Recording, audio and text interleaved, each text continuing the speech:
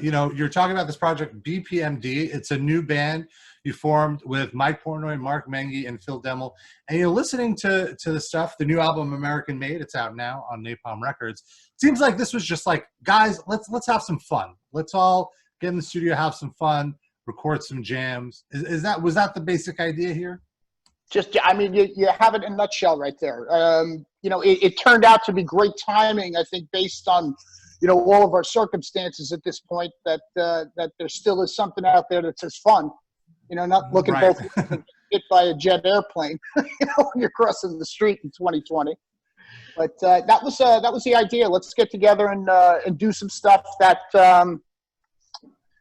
let's say, reminds us why we did it to begin with. And this is some of the stuff I cut my teeth on as a young man. So it was, for me, it was a great departure to transport back to puberty and my youth and see what the hell was going on with these songs. I read that each of you picked a few cover songs to bring to the table, and I was curious, which ones were your picks? Which songs did you feel you guys should cover?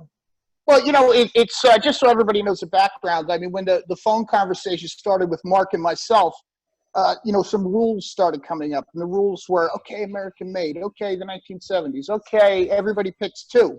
So it kind of made it more of a challenge game, which kind of, let's say, added to that fun aspect that you had just brought up.